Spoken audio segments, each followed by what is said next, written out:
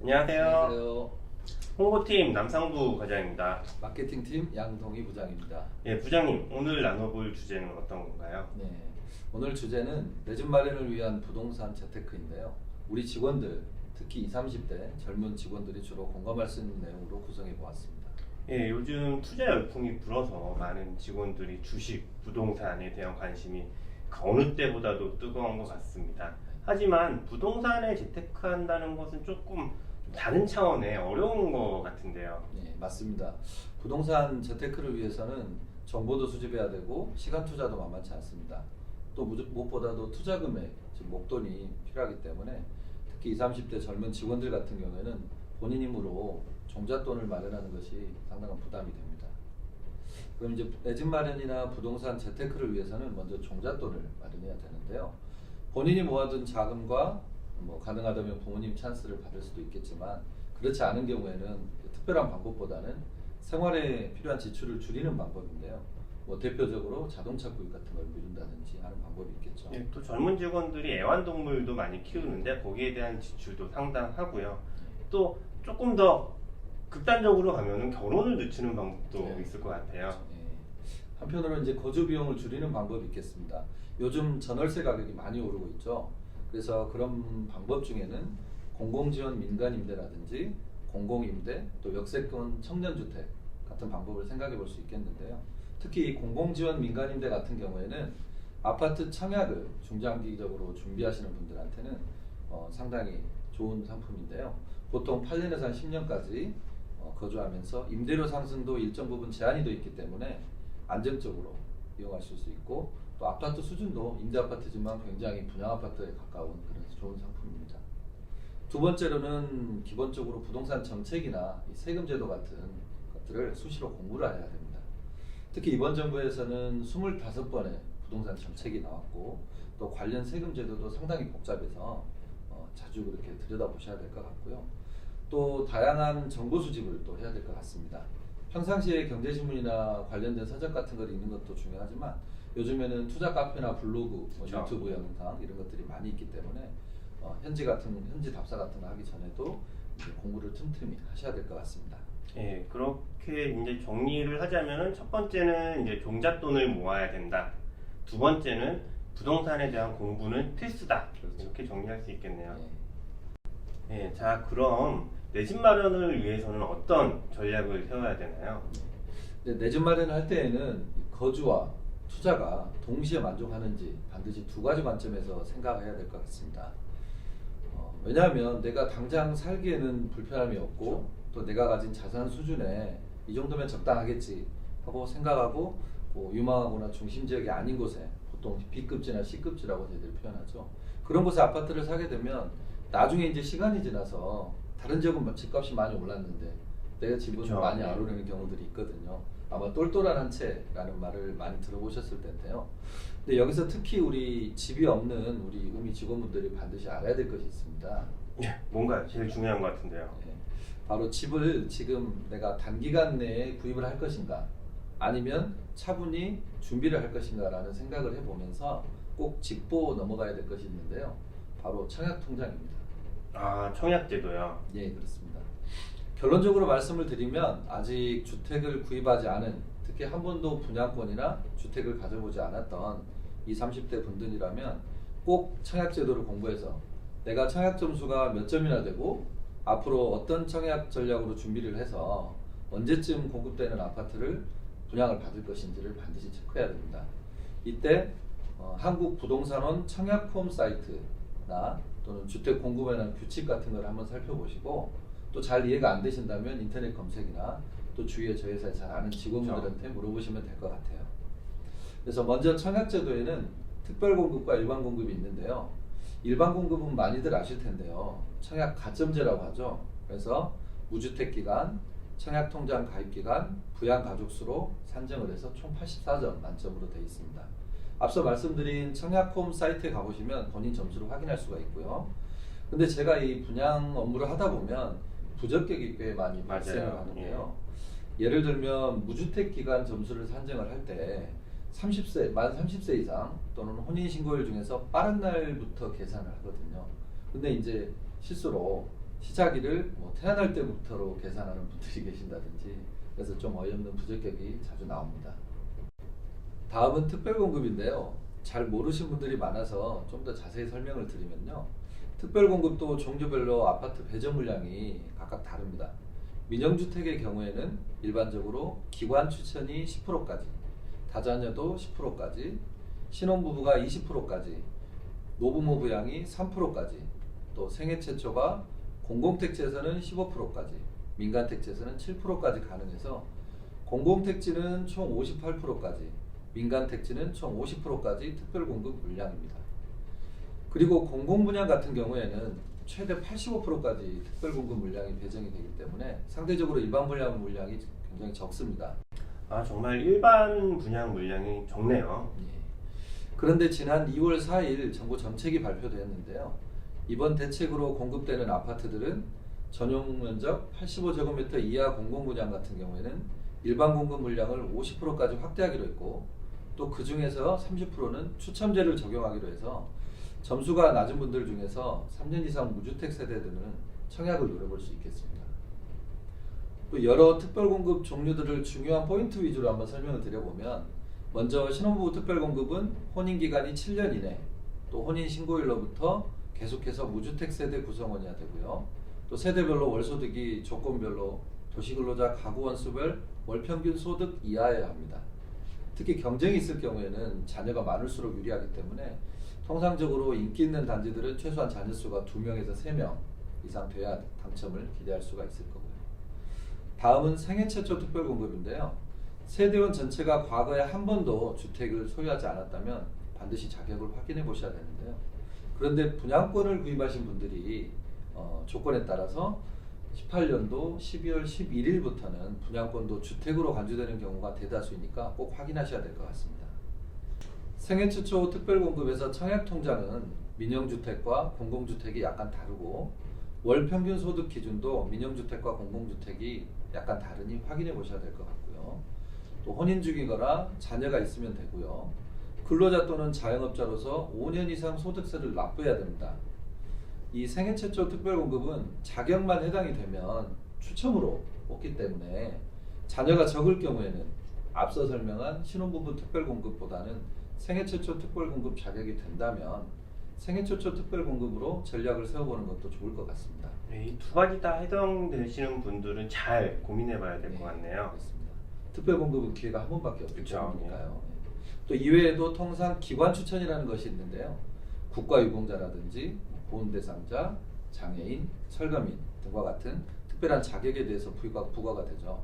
제가 얼마 전에도 저희 임직원분 한 분 중에 잘 모르고 계셨는데 아버님이 이 사항에 해당이 되시더라고요. 그래서 찾아드린 사례가 있었습니다. 또 자녀가 3명 이상인 경우 다자녀 가구 특별공급을 생각해 볼 수 있는데요. 65세 이상의 직계 존속을 3년 이상 계속해서 부양한 경우에 또 노부모 부양 특별공급이 있습니다. 이때도 민영주택이냐 공공주택이냐 따라서 세부 자격이 약간씩 다릅니다. 자, 지금까지 특별공급에 대해서 살펴보았는데요. 우리 남 과장님 혹시 해당되는 사항이 있나요? 저는 해당 사항 없습니다. 자, 그런데 우리 20, 30대 젊은 직원 중에서 지금은 해당이 되지 않더라도 나중에 시간이 지나서 결혼을 하거나 또 자녀가 생기거나 하면 특별공급 자격이 될 텐데 이런 분들이 지금 시점에서 주의해야 될 포인트가 있습니다. 아, 무엇인가요? 혹시 본인이 이제 자금이 부족하다는 이유 등으로 지방의 비규제 지역 같은 곳에 분양을 받거나 분양권을 구입하거나 하게 되면 유주택자가 되죠. 그러면 이제 특별공급 자격이 안 되는 경우가 있습니다. 또 재당첨 제한이라는 게 걸려서 내가 나중에 수도권이나 규제 지역에 청약을 최대 10년까지 못하게 되는 경우가 있기 때문에 좀 신중하게 청약통장을 사용해야 될 것 같습니다. 네, 정말 그렇겠네요. 그러면은 최근에 유행했던 그 줍줍이라고 하죠. 미분양 아파트 청약 통장을 쓰지 않고 미분양 아파트를 계약하는 것은 괜찮은가요? 아니요, 꼭 그렇지 않습니다. 미분양 아파트라도 그 주택형 타입이 1대1 이상 청약 경쟁률이 있었던 주택형을 계약하거나 또 다른 사람의 분양권을 매수하는 경우 그런 경우에는 그 분양권도 주택으로 간주가 됩니다. 그래서 미분양 아파트를 계약하시거나 분양권을 사실 때는 꼭 신중하게 결정하셔야 됩니다. 그래서 남 과장님 혹시 청약통장 명의 변경에 대해서 들어보셨나요? 아니요, 처음 듣는데요. 예. 물론 아무나 되는 것은 아니고요. 아주 예외적으로 가능한 부분이 있는데요. 혹시 부모님이 오래전에 묵혀둔 청약 통장이 있다면 한번 확인해 보시면 좋을 것 같은데요. 일반적으로는 통장 가입자가 사망할 경우에 상속자에게 통장을 넘겨줄 수가 있는데요. 특별한 경우에는 이제 사망과 무관하게 통장 명의를 변경할 수가 있는데요. 2000년 3월 25일 이전에 가입된 청약 예금, 청약 부금이거나 가입 시기와 상관없이 무주택자만 자격이 있었던 청약 저축 같은 경우에는 직계 존비속에게 세대주 자격 등을 갖추면 명의 변경이 가능하다고 합니다. 예, 다들 이 방송 보시고 집안에 그런 귀한 통장이 있는지 확인하시면 좋을 것 같습니다. 예. 자, 이제 구체적으로 내 집 마련 진행을 단계별로 좀 살펴보겠는데요. 첫 번째는 내가 가진 자금을 정확하게 아는 것인데요. 내가 보유한 뭐 예금이나 저축, 펀드나 주식 같은 것을 계산을 한번 해봐야 되겠죠. 그다음에 두 번째로는 내 돈으로 살 수 있는 집의 규모를 어느 정도 파악을 해야 될 것 같습니다. 뭐 대출은 어느 정도까지 가능한지, 소득으로 내가 감당할 수 있는 대출 이자는 또 어느 정도까지인지. 이때 이제 대출 한도가 규제 지역에 따라서 LTV가 다르고 또 주택 가격이 9억 이하냐 초과냐에 따라서 다릅니다. 다음 세 번째는 내 돈으로 살 수 있는 이제 적합한 집을 찾는 것이 중요하겠죠. 뭐 부모님의 자금 지원이 가능하다면 가급적으로 뭐 신축에 좋은 입지에 좋은 아파트를 사는 게 좋겠지만 그렇지 못할 경우에는 약간의 시간을 두고 단계별로 핵심 지역으로 옮겨가는 그런 전략도 필요할 것 같습니다. 예, 그럼 제일 이 방송을 보시는 분들이 중요하게 생각할 정보 같은데요. 어느 지역 아파트가 유명한가요? 예. 뭐 구축 같은 경우에는 소위 좋은 지역에 대장 아파트 같은 걸 사는 것이 좋겠지만 실제로 우리 젊은 직원들은 자금이 많지 않기 때문에 대안으로 시간이 흐를수록 주변 환경이 개선되는 아파트들, 즉 전철이나 도로 같은 개발 호재가 있거나 또 대장 아파트와 더불어서 따라서 오르는 아파트, 또 지역의 가치가 전체적으로 상향되는 그런 인근의 아파트, 예를 들면 대규모 재개발이나 재건축 같은 정비 사업으로 주변의 기축 아파트들도 해당이 되겠습니다. 그래서 이제 입지를 보실 때 지도를 보면서 현재뿐만 아니라 향후에도 가치가 오를 지역인지 생각해 봐야 되는데요. 많이들 알고 계시겠지만 뭐 교통, 서울 인근의 뭐 전철 역세권이라든지 또 빠르게 접근할 수 있는 도로 접근성 또는 학군, 학교가 가까운 것도 중요하지만 요즘에 또 학원가 형성도 굉장히 중요합니다. 또 편의시설 이런 것들이 잘 갖춰진 곳이 당연히 좋을 것 같고요. 다음으로 이제 신규 택지지구 같은 경우에는 검색해서 찾아보시거나 또 우리 회사 관련 부서에 뭐 기본적인 자료나 정보들이 어느 정도 있으니까 어렵지 않을 것 같고요. 수도권 위주로 투자 관점에서 이제 보다 보면 서울 중심 지역으로 접근성, 즉 향후에 착공 예정인 전철이나 GTX, 도로망들이 있는지가 중요하겠고요. 또 일자리, 그렇죠. 일자리가 많이 만들어지는 곳과의 출퇴근 접근성도 고려해야 될 것 같습니다. 예전에 분당 같은 경우는 판교 때문에 일자리 수요가 많아서 꾸준한 그런 맞아요. 지역이죠. 또 관심 있게 보셔야 될 것이 올해 하반기부터 사전 청약이 진행되는 3기 신도시입니다. 앞서서 설명드린 청약 제도를 활용하실 분들은 무조건 꼭 검토를 하셔야 될 것 같고요. 저희 검색창에 3기 신도시를 치시면 공식 사이트가 있습니다. 그래서 관심 지역들에 대해서 꼭 체크해 보시기 바라겠습니다.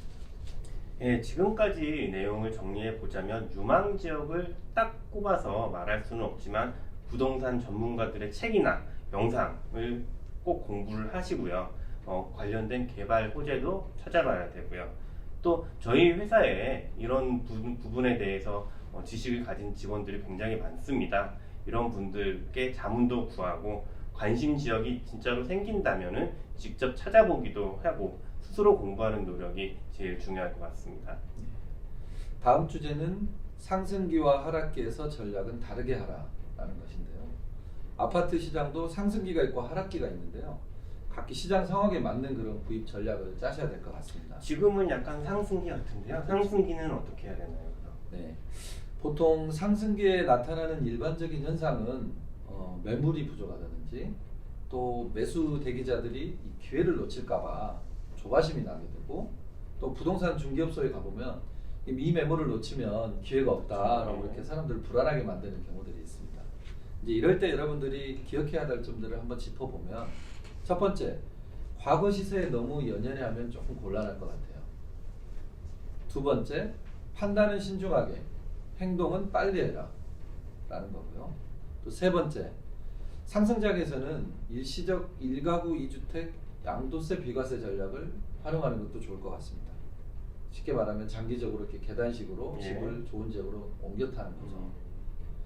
네 번째, 무조건적인 추격은 자제하자. 네. 뭐 무조건 상승기라고 그쵸. 해서 막 따라가는 건 또 좋은 건 아니죠. 예, 또 상승기가 항상 계속되지는 않을 건데요. 그렇죠. 하락기 때는 어떻게 해야 되나요? 그렇죠. 반대로 이제 하락기 같은 경우에는 이제 나타나는 특징이 매물이 이제 좀 쌓이기 시작을 하죠. 그리고 그러다 보니까 금매 위주로 거래가 되면서 거래량이 먼저 줄어들게 되죠. 그래서 이런 경우에는 첫 번째로 시장에 나온 그 매물이 진짜 금매물인지 한번 확인해 보아야 필요가 있을 것 같아요. 그리고 두 번째, 판단은 신중하게 좀 하고 행동은 이때는 좀 한 박자 천천히 하는 것도 좋을 것 같아요. 세 번째, 하락장에서는 먼저 팔고 나중에 사는 전략을 좀 활용해 볼 수가 있을 것 같습니다. 참고로 제 주변에서 상승장에서 이렇게 해가지고 현재까지 이제 결과적으로 손해를 본 직원이 좀 반대로 있어요. 하셨군요. 네, 그렇습니다. 좀 안타깝죠. 그런데 혹시 남 과장님 주식이나 펀드 투자해 보셨나요? 네, 저도 유행을 따르는 편이라 친구들 따라서 많이 하고 있습니다. 네, 제가 왜 물어봤냐면 마지막으로 투자 타이밍에 대해서 말씀드리고 싶었는데요. 주식이나 뭐 부동산이나 수익을 내기 위해서는 가장 중요한 것을 꼽으라면 통상은 종목이나 뭐 상품 선택을 얘기하게 되는데요. 그것만큼 또 중요한 것 중에 하나가 바로 적절한 투자 타이밍입니다. 그렇죠. 예. 우리 남 과장님은 언제가 집 사기 좋은 시기라고 생각하세요? 제가 기자들을 만나보면요, 지금 사는 게 제일 싸다고 항상 얘기하더라고요.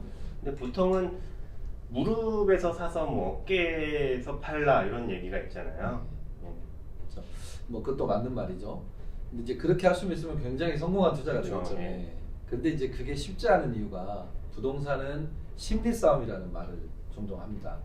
그래서 내가 집을 매수한 뒤에 가격이 더 내려가지 않을까 이런 걱정하는 심리와 또 지금보다 집값이 더 나중에 싸질 것 때문에 네. 더 싸게 살 수 있지 않을까 하는 그런 욕심이 이렇게 좀 섞이면서 타이밍을 놓치게 되는 경우가 굉장히 많습니다. 예, 그렇죠. 다만 우리가 이제 종목 선정과 투자 타이밍이라는 크게 두 가지 핵심 요소를 놓고 생각을 하면 상승기나 성수기 때는 투자 타이밍에 대해서 좀 더 비중을 두면 좋을 것 같고요.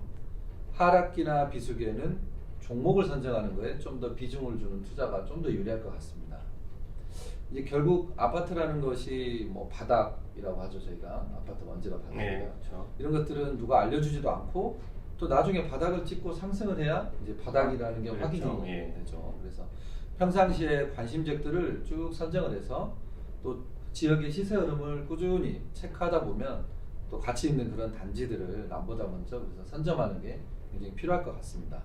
예, 오늘 부장님 말씀을 들어보니까요, 남들이 한다고 따라하거나 아니면은 뭐 뉴스에서 나온다고 성급하게 하는 것보다 꾸준한 공부와 학습이 중요할 것 같습니다. 지금까지 말씀하신 것을 간단히 이제 한마디 해주신다면요. 예. 간단히 정리하면 먼저 종잣돈을 마련을 하고 청약이나 부동산 정책에 대해서는 반드시 공부하면서 또 관심지역들을 선정을 하고 그래서 주변의 지인분들이나 부동산 전문가들의 조언을 많이 참고를 하시되 하지만 이제 모든 이런 결정과 판단과 결과는 본인의 몫이죠. 그래서 신중하게 고민하고 판단하셔서 꼭 똘똘한 한 채를 마련하셨으면 좋겠습니다. 네, 오늘 말씀 감사합니다. 오늘 이 방송이 우미 가족들에게 좋은 도움이 됐기를 바랍니다. 이상으로 마치겠습니다. 감사합니다. 감사합니다.